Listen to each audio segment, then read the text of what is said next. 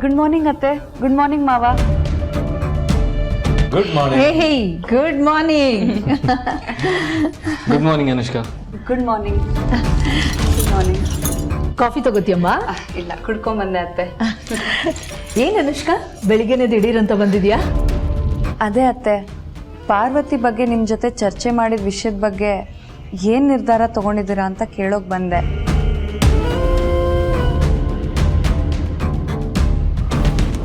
ಈ ವಿಷಯನ ನಾನೇ ನಿನ್ನ ಹತ್ರ ಮಾತಾಡಬೇಕು ಅಂತ ಇದ್ದೆ, ನೀನೇ ಪ್ರಸ್ತಾಪ ಮಾಡಿದೀಯ. Very good. ನಿನ್ನ ಮುತುವರ್ಜಿ, ಕಾಳಜಿ, ಇದ್ರ ಬಗ್ಗೆ ಐ ಆಮ್ ಹೈಲಿ ಇಂಪ್ರೆಸ್ಡ್.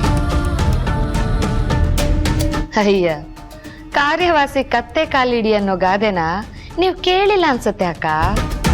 ಅತ್ತೆ, ನಿಮ್ಮ ಮನೇಲಿ ನಡೆಯೋ ಆಗು ಹೋಗುಗಳಲ್ಲೆಲ್ಲ ನನ್ನನ್ನು ಭಾಗಿ ಮಾಡಿಸಿರೋರು ನೀವೇ. ಹಾಗಿರುವಾಗ ಇಲ್ಲೇನೋ ಸರಿ ಇಲ್ಲ ಅಂದಾಗ ಅದ್ರ ಬಗ್ಗೆ ಕಾಳಜಿ ವಹಿಸೋದ್ರಲ್ಲಿ ತಪ್ಪೇನಿಲ್ಲ ಅಲ್ವಾ? ಖಂಡಿತ ತಪ್ಪಲ್ಲಮ್ಮ. ಸೊ ಏನು ಯೋಚನೆ ಮಾಡಿದ್ದೀರಾ ಅತ್ತೆ? ನಾನು ಇದ್ರ ಬಗ್ಗೆ ತುಂಬಾ ಯೋಚನೆ ಮಾಡಿದೆ ಅನುಷ್ಕಾ. ನೀನ್ ಹೇಳಿದ್ದು ಅಕ್ಷರಶಃ ಸರಿ ಅನ್ನಿಸ್ತು. ಫ್ಯಾಂಟಾಸ್ಟಿಕ್ ಅತ್ತೆ. ಪಾರ್ವತಿ ಊರಿಂದ ಊರಿಗೆ ಬಂದೋಳು. ಎರಡೆರಡು ಕೆಲಸಗಳು, ಎರಡೆರಡು ಜವಾಬ್ದಾರಿಗಳು ಹೊರೆ ಅನ್ಸೋದು ಸಹಜ. ವಯಸ್ಸು ಚಿಕ್ಕದು, ಅನುಭವದಷ್ಟೇ ಭುಜಕ್ಕೆ ಶಕ್ತಿ ಇರುತ್ತೆ. ಹಾಗಾಗಿ ಅವಳ ಭುಜಕ್ಕೆ ಎಷ್ಟು ಶಕ್ತಿ ಇದೆಯೋ ಅಷ್ಟನ್ನೇ ಹೊರಿಸಬೇಕಾದ್ದು ಬುದ್ಧಿವಂತಿಕೆ. ಎಸ್ ಅತ್ತೆ, 100%. ಅದರಲ್ಲೂ ಪಾರ್ವತಿ ತಾನು ಮಾಡೋ ಕೆಲಸದಲ್ಲಿ ತನ್ನನ್ನ 100ಕ್ಕೆ 100ರಷ್ಟು ತೊಡಗಿಸ್ಕೊಂಡು ಅದರಲ್ಲೇ ಮುಳುಗಿ ಹೋಗುವಂಥವಳು. ಸ್ಟ್ರೆಸ್ ಹೆಚ್ಚು, ಡೆಡಿಕೇಶನ್ ಅತಿ ಹೆಚ್ಚು. ಎರಡು ಕೆಲಸಗಳನ್ನು ಒಟ್ಟಿಗೆ ಮಾಡುವಾಗ ಎರಡೂ ಕೆಲಸ ಕೆಡೋ ಸಂಭವ ಇನ್ನೂ ಹೆಚ್ಚು. ಯಾವತ್ತೂ ಎರಡು ದೋಣಿಗಳಲ್ಲಿ ಕಾಲಿಡಬಾರ್ದು.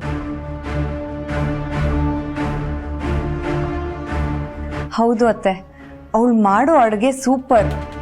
ಬ್ರ್ಯಾಂಡ್ ಅಂಬಾಸಿಡರ್ ಆಗಿ ಹೇಗೋ ಗೊತ್ತಿಲ್ಲ, ಆದರೆ ಇಷ್ಟು ಜನಕ್ಕೆ ಅಡುಗೆ ತಿಂಡಿ ಮಾಡಿ ಟೈಮ್ಗೆ ಕೇಳಿದ ಸ್ನ್ಯಾಕ್ಸ್, ಜ್ಯೂಸ್, ಫುಡ್ ನಿಜವಾಗ್ಲೂ ಗ್ರೇಟ್ ಅತ್ತೆ.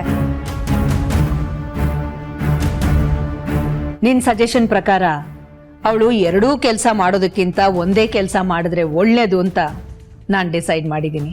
ಸೂಪರ್ ಅತ್ತೆ. ಅಯ್ಯೋ, ಇದೇನಪ್ಪ ಇದು? ರೋಗಿ ಬಯಸಿದ್ದು ಹಾಲು ಅನ್ನ, ವೈದ್ಯರು ಹೇಳಿದ್ದು ಹಾಲು ಅನ್ನ ಅನ್ನೋಂಗಾಯ್ತಲ್ಲ. ನಿಮ್ಮ ನಿರ್ಧಾರ ಎಲ್ರಿಗೂ ಖುಷಿ ಕೊಡುತ್ತೆ. ನನ್ನ ನಿರ್ಧಾರಗಳ ಆಧಾರ ನಿನಗಿರಬೇಕು. ನನ್ನ ನಂತರ ಈ ಮನೆಯಲ್ಲಿ ನಿರ್ಧಾರಗಳನ್ನ ಮಾಡೋಳು ನೀನೇ ಅಲ್ವಾ? ಇಟ್ಸ್ ಮೈ ಪ್ಲೆಜರ್ ಅತ್ತೆ. ದಾಮಿನಿ, ಪಾರ್ವತಿನ ಕರಿ, ಅವಳಿಗೂ ಈ ವಿಷಯ ಗೊತ್ತಾಗ್ಲಿ. ಆಯ್ತಕ್ಕ.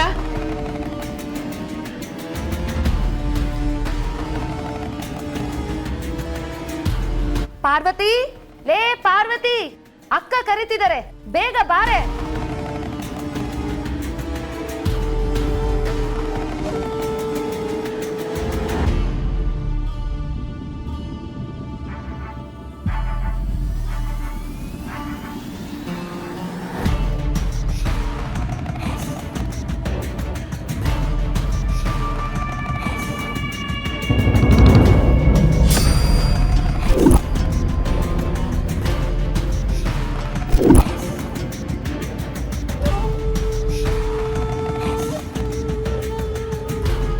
ಕರೆದ ತಕ್ಷಣ ಬಂದ್ ಸಾಯಕ್ಕೆ ಏನೇ ರೋಗ ನಿಂಗೆ?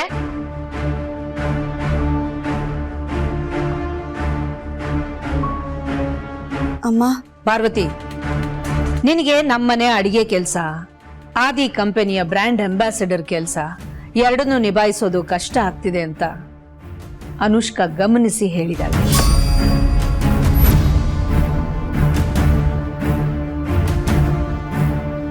ಹಾಗೇನಿಲ್ಲ ಅಮ್ಮ, ನನ್ಗೆ ಅಡುಗೆ ಮಾಡೋದೇನು ಕಷ್ಟ ಇಲ್ಲ. ಯಾವುದು ಕಷ್ಟ ಯಾವುದು ಸುಲಭ ಅನ್ನೋದನ್ನ ನಾನು ಹೇಳ್ತೀನಿ ಪಾರ್ವತಿ. ಕೆಲಸದ ಒತ್ತಡ ನಿನ್ನ ನಡವಳಿಕೆಯಲ್ಲಿ ಗೊತ್ತಾಗ್ತಾ ಇದೆ. ಆದ್ರಿಂದ ಇನ್ನು ಮುಂದೆ ನಮ್ಮನೇಲಿ ನೀನು ಅಡಿಗೆ ಕೆಲಸ ಮಾಡೋದು ಬೇಡ.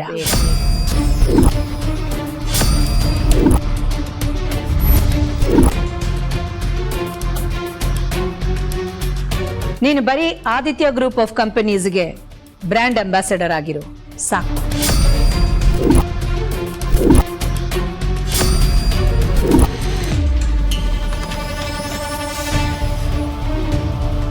ಅಮ್ಮ ದಯವಿಟ್ಟು ಹಾಗೆ ಹೇಳಬೇಡಿ. ನಂಗೆ ಈ ಮನೆಯವ್ರಿಗೆಲ್ಲ ಅಡುಗೆ ಮಾಡಿ ಬಡಿಸೋದ್ರಲ್ಲಿರೋ ತೃಪ್ತಿ ಬೇರೆ ಇನ್ಯಾವ ಕೆಲಸದಲ್ಲೂ ಸಿಗಲ್ಲ. ನನಗೆ ಬೇರೆ ಇನ್ಯಾವ ಕೆಲಸನೂ ಬೇಡ ಅಮ್ಮ. ನಾನು ಅಡುಗೆ ಕೆಲಸನೇ ಮಾಡ್ಕೊಂಡಿರ್ತೀನಿ. ಹೇಳಾಯ್ತಲ್ಲ, ಇನ್ನು ಮುಂದೆ ನೀನು ನಮ್ಮ ಮನೆಯಲ್ಲಿ ಅಡಿಗೆ ಕೆಲಸ ಮಾಡೋದು ಬೇಡ. ಆದಿತ್ಯ ಗ್ರೂಪ್ ಆಫ್ ಕಂಪನೀಸ್ಗೆ ಬ್ರ್ಯಾಂಡ್ ಅಂಬಾಸಡರ್ ಆಗಿರೋ ಅಷ್ಟೇ.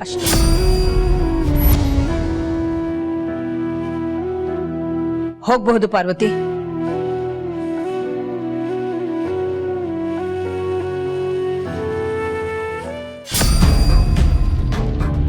ಅಯ್ಯ, ಈ ಅಕ್ಕನ್ಗೇನ್ ತಲೆಗಿಲೆ ಕೆಟ್ಟಿದ್ಯಾ?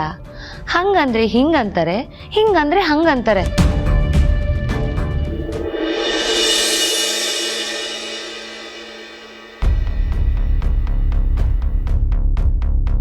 ನೀನು ಬರೀ ಆದಿತ್ಯ ಗ್ರೂಪ್ ಆಫ್ ಕಂಪನೀಸ್ಗೆ ಬ್ರ್ಯಾಂಡ್ ಅಂಬಾಸಡರ್ ಆಗಿರೋ ಸಾಕು ಸಾಕು.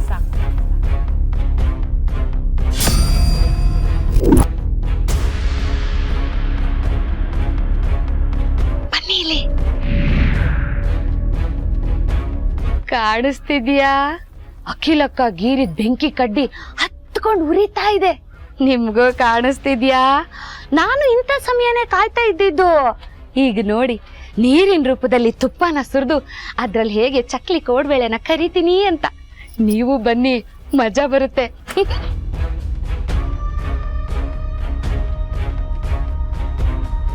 ಜ್ಯೂಸ್ ಬೇಕೇನಮ್ಮ?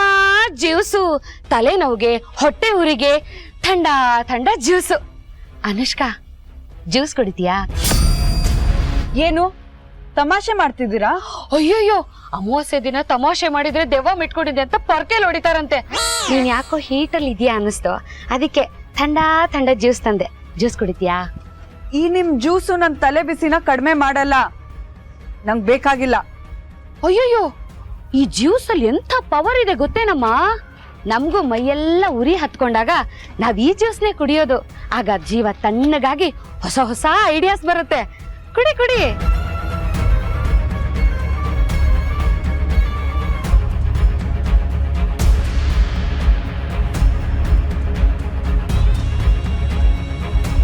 ಎತ್ಬಿಟ್ಯೇನಮ್ಮ?